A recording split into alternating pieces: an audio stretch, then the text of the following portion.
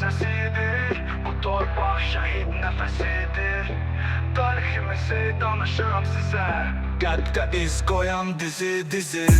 Qar yağırdı Xocalının üstə, analar bağlayırdı gizlincə. Səssiz küskünümü ditmişdi torpaq yad əllərdə.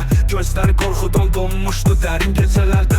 Əliyar Əliyev döyüşdə mərdlik simvolu, mübarizə verirdi, yetirsək də qol qanadı.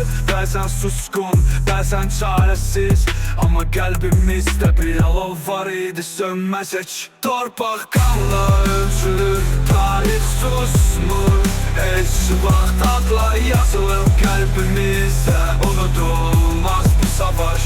Düşsək də qalxırıq, qardaşım ruhla. Çünki bu vətən ölməz, yaşayar igidlərin qanından. Yaşayar igidlərin qanından. 27 ildir tarix yenidən yazıldı. Silah deyil ruh döyüşdü, düşmən çaşqın qaldı. 44 gün sanki əsr keçdi gözümüzdən. Qalxdı bayraq Şuşada, biz doğulduq zəfərdən. Mübariz getdi tək başına, döyüşün simvolu. İpsiz üç nəfər getdi, açdı sabahın yolunu. Füzuli, Zəngilan, Xocavənd, Laçın. Bu torpaq şirin deyil, bu torpaq bizim qanımızla açıq. Adlar var ki deyildikcə göz dolur.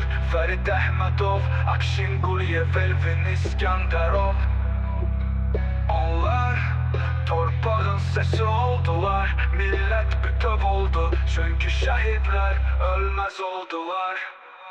Torpaq qanla ölçülür, tarix susmur. Heç vaxt adlar yazılıb qəlbimizdə, unudulmaz bu savaş.